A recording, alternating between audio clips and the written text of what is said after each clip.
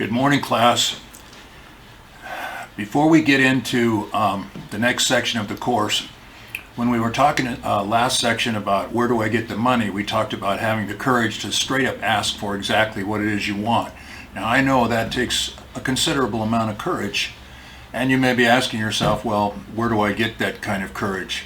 Well, I have some very strong theories about that, and one of them I want to share with you today.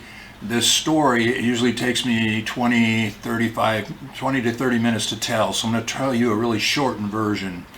But when I was at West Point, they have a initial training program for the new freshmen, the incoming freshmen. It's a summer military training program. It's a lot like basic training in the military, only it's much more challenging. It's called Beast Barracks. 8 weeks of really intensive, tough training. And when I went in, the Vietnam War was going on, and they were even tougher on us because they knew we were going directly from West Point into combat.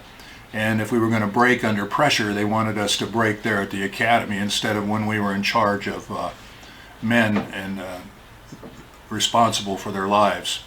So there was one young man in my company, we're going to call him John Smith today. He had a bit of a curse. He was from Arkansas, and he had a slow southern drawl that made him sound kind of dumb, even though he wasn't. He was always out of step when we were marching, and he had a sort of a Charlie Brown pigpen curse. He was sort of a dirt magnet. We would go out and stand inspection, and we would be spotless and spit shine from head to toe, and poor Smith would... they would start writing demerits at the top of his head and go all the way down to his shoes. Demerits for fingerprint smudges on his hat brim, demerits for a bad shave, demerits for a ketchup stain on his white shirt, demerits for scratches on his brass breastplate, demerits for scratches on his brass belt buckle, demerits for a bad haircut, demerits for no crease in his trousers, demerits for a bad shoe shine. The poor guy had a problem. But And sometimes it was kind of funny. One day when they inspected his rifle, there was a fly that had been buzzing around, and the fly, just by bad luck, happened to land on his rifle while they were inspecting his rifle. So they gave him extra demerits for fly on rifle. But eventually something happened that wasn't funny at all.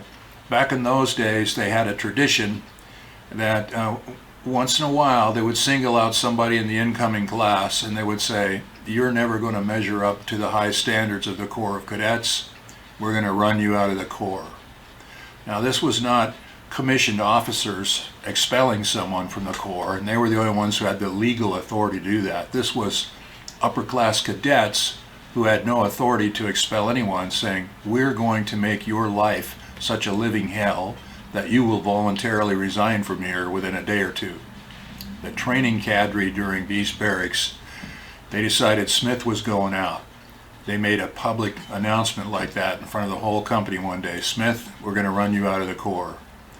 Well, those of us that had been trying to help him up to that point, help him learn how to shine his shoes and this and that, I'm somewhat ashamed to say, we backed away from him then, because he was a target. Anyone who was near him would become a target too, and he was constantly harassed and tormented. And we figured he'd be gone in a day or two, because most people, after they were told they were going to be run out, they resigned within a day or two. But this kid, Smith, they tormented him day and night, every day of the week, for 8 weeks, tormented. He went through kinds of humiliations and tortures that I can't describe to you. It was like the mistreatment on a level that I've never seen any other human being tormented like that. But here's the thing, 8 weeks later, he was still there. He never gave up. And by that time, he was like some kind of supernatural phenomenon. People would talk about him at night. Did you see what they did to him today? How can he still be here? So we're in the last few days of Beast Barracks, and we're out in the field in a field exercise, running through the woods with guns, shooting blanks at each other, and we break for a meal, and the upperclassmen leave us alone for a while because we're out in the field. They don't harass us during the meals the way they usually do. And Smith is sitting over there on a log by himself, and I just can't stand not knowing anymore. So I go over and sit beside him and I say, look, Smith, I need to know. I've never seen anyone in my life go through as much torment as you've been through in the last 8 weeks. I don't know why you even still want to be here. How is it that you are still here? Why are you here? And Smith looked off in the distance like he was thinking about whether he was going to really tell me or he was just going to blow me off. But he finally looked back at me, and when he looked back at me, he got this fire in his eyes that was like something I've never seen before. Still gives me chills. 50 years later, it still gives me chills when I think about the look in his eye. And he said, you know, they might expel me from West Point someday, but I will never voluntarily resign. He says, I come from a poor truck farm in Arkansas. I'm the first kid in my family that's ever had a chance to go to college. We are so poor that about the only piece of equipment we own on our whole farm is my dad's beat up old pickup truck, and he spends more time fixing on that thing than he does driving it. But every year when the crops came in, he would put away a little bit of money so that someday he could buy himself a new pickup truck. And I did not get first choice appointment, a congressional appointment to West Point. I was only an alternate. And the kid that was supposed to go didn't back out to the last minute. And so I got notified just a couple of days before school was supposed to start that I could come to West Point if I could get here on time. I needed $400 to get the ticket and get here and to pay my initial deposit on my books and uniforms. And I didn't have it, and I didn't have any way to get it. Well, my dad took that $400 that he had been saving to buy himself a new pickup truck, and he gave it to me so I could get here. So you see, they might expel me someday, but I will never voluntarily resign, because my goal is to become a commissioned officer in the United States Army and to make enough money so that someday I can buy my dad a new pickup truck. And he did. He eventually became a fine cadet and a fine Army officer, and I have no doubt that his dad got that pickup truck. I saw him at my 40-year reunion. He had finished his time in the Army and gotten out and became a successful accountant, a CPA.